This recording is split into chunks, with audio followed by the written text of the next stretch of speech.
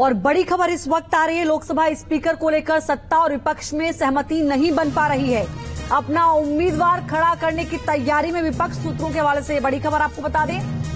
विपक्ष अपना उम्मीदवार उतार सकता है, यानी विपक्ष की ओर से भी इस बार स्पीकर के लिए कोई एक कैंडिडेट मैदान में आ सकता है। हालांकि अब तक भारत की ये परंपरा रही है कि आम सहमति से लोकसभा स्पीकर को चुना जाता रहा है। विकास चंद्र हमारे साथ जुड़ चुके हैं। विकास, देखिए, थोड़ी देर पहले खबर ये आ रही थी कि सहमति बनती हुई नजर आ रही है, लेकिन अब खबर ये है विपक्ष अपना उम्मीदवार खड़ा कर सकता है स्पीकर के लिए।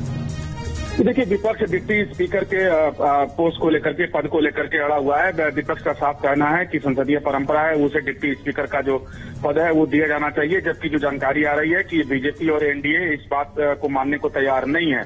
बीजेपी का कहना है कि जब यूपीए की सरकार थी, जब कांग्रेस की सरकार थी, तो इस संसदीय परंपरा को कांग्रेस ने ही तोड़ा। ये संसदीय परंपरा जरूर रही है कि स्पीकर का जो पद है वो जाता है सत्ता पक्ष को और डिप्टी स्पीकर का विपक्ष को।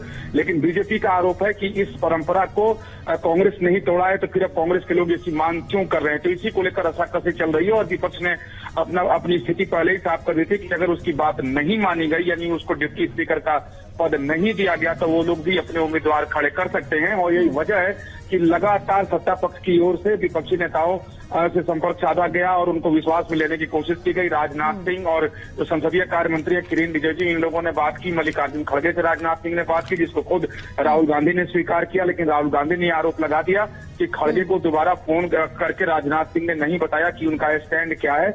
और यहाँ तक कि बहुत गंभीर आरोप लगा दिए राहुल गांधी ने कि उनके नेता को इंसल्ट किया गया राजनाथ सिंह के द्वारा, कि उन्होंने कहा कि वो कॉल बैक करके बताएंगे और अभी तक कॉल बैक करके नहीं बताए हैं। तो जो परिस्थिति अभी दिखाई दे रही है और विपक्ष का जो तेवर दिखाई दे रहा है, तो उसमें से दिखाई पड़ता है कि आज तक का इतिहास ये रहा है, संसदीय इतिहास, कि विपक्ष यानी स्पीकर को लेकर के कभी वोटिंग की नौबत नहीं आई और हो सकता है कि इस बार वोटिंग की नौबत आ जाए। विकास, इस पर रहेगी नजर। फिलहाल बहुत शुक्रिया, आपने विस्तार से जानकारी दी इस पूरे मामले को लेकर। आगे